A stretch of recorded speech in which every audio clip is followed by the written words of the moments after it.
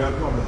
The real problem is they should not have gone to Mozilla in the first place. They should have gone to Shell and let Shell deal with this problem. And we wouldn't be having this conversation right now. But you see, we ain't getting to that because now we're in the problem. All right? So don't tell me that the staff is the problem. We got staff out there working round the clock, tirelessly. Staff coming to work, they getting up at 3, they're having to be back to work at 8 or 9 o'clock. You know, you don't understand what we're going through down the VBA, right? Then the jackasses let the staff go in December from the VSEP. I told them, do not do that, all right, because we need to get to the summer. You think they're listening? No. They got their little advices from people talking about people foolishness, and this is why we're in this predicament. And if I hear about this overtime business one more time, see, they don't know what the staff going through, you know. Dad and I be working in Nassau Village. Not Nassau Village, sorry, Mountain Heights. The local guy who was in charge of Mountain Heights, the mall boss, he said, okay, your guys finish here. But you know, I'm trying to get to bed. And if I go inside now, y'all can get robbed. That's the only reason you're gonna get robbed because I out here with y'all. Alright? This is what our staff is going through. We got a security director that came in from Freeport. I said to them, I said, listen, we got an urgent problem with this situation with our staff out there working at night. With us working out there at night. Oh yeah, I can get to you. He been there for almost a year now, he ain't get to me yet. They don't check. They're not concerned with anything about their little selfish to do. Alright? Hasty on Sunday, pull up on my job that I was supervising, making noise, but you know, he tell the serving master, you know, guys out there, they don't have the PPE equipment, the PPE, personal protection equipment on. But of course they don't. We don't have no money to provide it. Reason is, all the stores cut us off because they owe them all. See, I'm not the one to be messing with. You know, I can't. I cuss him by this time. You don't hear me cuss it. I am not the one to clown with. All right? Because I can tell the public exactly what you're doing. And see, our staff out there, we have to beg them to come to work. And I let them know, if I hear this overtime one more time, I let the staff know, you know what, we ain't working no more overtime. We'll go with 4 and let the public really see the pork my end. Because if we ain't out there working, believe me, they'll really be in trouble. I telling you, see, don't deflect on our staff. It's the stupid decisions that he is making as CEO that got us in this problem. And see, I'm telling the Prime Minister, and the Minister, and the Cabinet, don't be no ass. This man making $300,000 a year. What? You're only making 150. The minister's only making 10, 15, or whatever. The point is, listen, man, it's time to make him accountable. All right? Yeah, this is a situation we got to go through, but the public needs to be told the truth. Why is it every time I got to tell the public what's going on? The truth. They can do the same thing I do. Tell the public the truth. They may not like it, but the point is, they know, well, okay, at least they're telling me the truth. See, last night, 10 o'clock at night, 9 to 10 o'clock, the police called me. Maynard, listen, we got the Western Esplanade off, the lights was off from Nassau Street to Sanders Beach.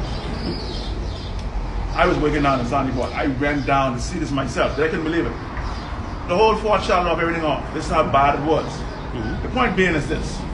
The police tell me, look, man, we need to get his lights back on. We can't have those lights off at night. The tourists walking up and down there. Heaven forbid something happened to one of those tourists, right? Then it's an international problem. Listen, I telling the Prime Minister and crew, this is not, the crisis is a joke now. It's a catastrophe. And we need to get together and figure out how we can deal with this. Don't blame the staff. You know, I get very defensive with the staff when you blaming us. We ain't playing that. And I talking not only for our staff that I represent, I talking with the managers as well. Don't blame us. We ain't do this foolishness. All right? Now, what they could do is BC pays $2.50, between $2 and $3 anyway for diesel. What they need to do is say to these businesses, because the business is suffering, they are really, really taking a hit out there. Yep.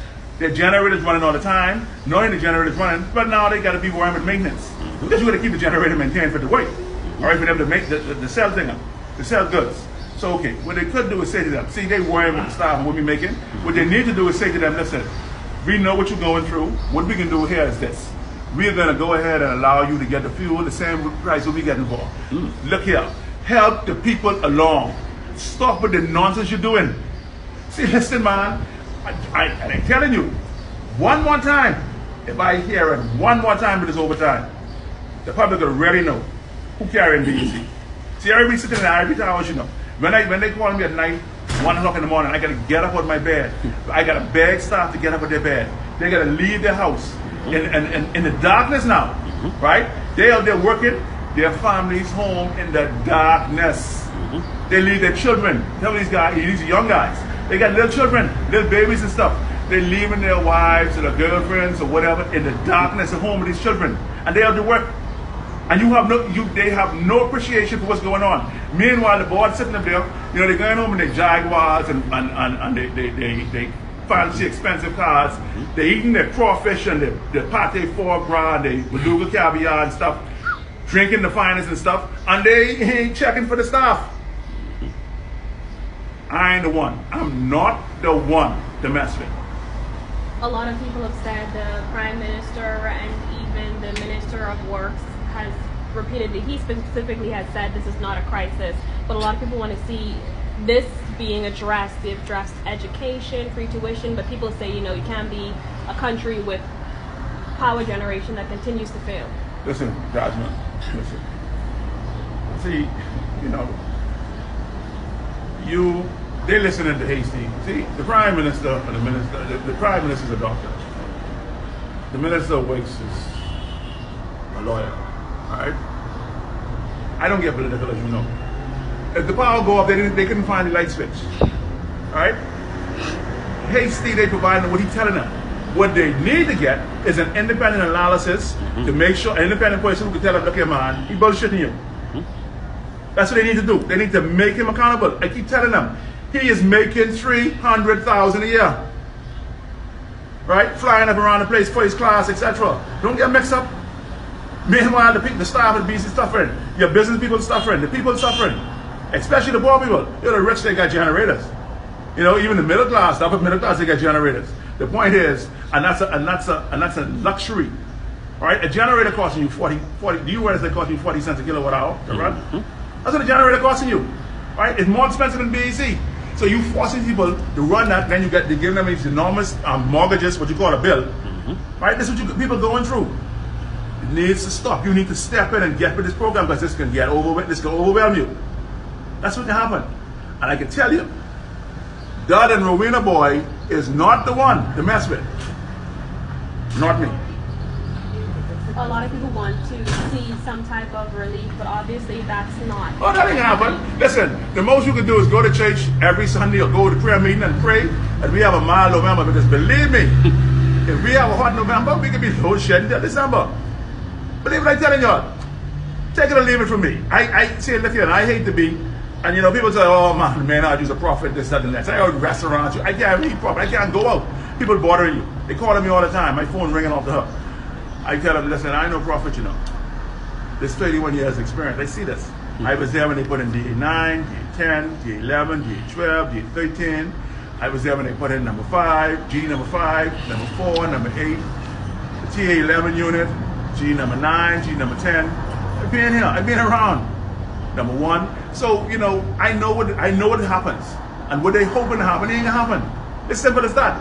And I can tell you, they making noise telling you all, but oh, you know, we can get them new units by October, November, please. If they come in by December, they're good. And unless God come out of heaven, my opinion is, unless God come out of heaven and put them together, and you know, that ain't happen. You can hope to see it in March. Okay. Good. Thank you so much. Mr. Maynard, you know Graham. Of course. Could I ask you a couple questions? Yeah, man. And if if they can't be answered, just say, Graham, I can't answer that. Yeah. I mean, but I have to ask. Why are we running? Well, first of all, why is the company out of Freeport? I believe that's Emira. Why are they involved with NASA's power? That's my first question, and that might be above both our pay grades. Well, you know, like I said, I don't get political. I ain't got time for all that. Cool. You know, Hasty, he's the CEO. His mission is, we give them right to monitor. He monitoring. That's what he's doing. That's what he's doing. So, next question. Is it true that we're running as much as 80 little 1 megawatt generators? We're supposed to be running. Agreco was supposed to have us 120 megawatts in the ground now. of little generators. Right. And They're only doing 105 megawatts right now, so we're 15 megawatts short. And they're paying almost $30 million a year, yes. so, wow, 30 million. Real quick. Almost. Okay, real quick.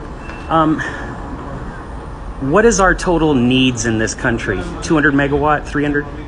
We need, in your opinion, comfortably about 260, 270 megawatts. So 300 would have us set and good. That's good, yeah. My question is, Leslie Miller, who was the former chairman, he said that the water heaters are a third of our light bill, right? Well, you see the problem. Listen, Graham. Could we cut those off? Graham, listen. If you go to Israel, Yeah. right? There's a solar panel on each house in Israel. Okay.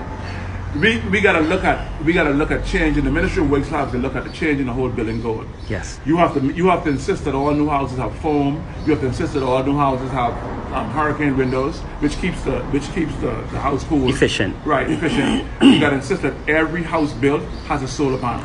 Simple. And then you have solved a lot of your energy problems. Yes. Now my last question is, I've been hearing, and I've done some research myself, and I see 5 from Google Earth. I see 5 floating LNG, liquid natural gas, power plants in the form of a very huge barge that is hurricane resistant in Dominican Republic. One of which is putting out, the smallest one is putting out 650 megawatt. So that would be twice what we need. Why couldn't we bring one of those here short term and put it down at the Fish Fry West and plug it in? Again, I ain't getting into the good side of it. Right? But it would work, though. But yes. Yeah, it would work. Short term. Yes, of course. Yeah. While we redo our power plants and our solar. Short term it would. Well, listen. Thank you. I'm going to leave my number with you because if you ever need to get if you need to get a press release out unedited, you can always call me because I will not be cutting any part of what you said. I appreciate you, sir. And listen, I appreciate all the good, hard-working people at BPL. And we know it's not the staff. It's never the staff. It's always management. Thanks, sir. Okay. And thank you for coming out of your bed. And the fellas that come out of their bed, it's a security risk leaving your wife and baby home in the dark. That's correct. They could get hurt. God forbid. Have a good one, eh? We can talk later. Okay. All right.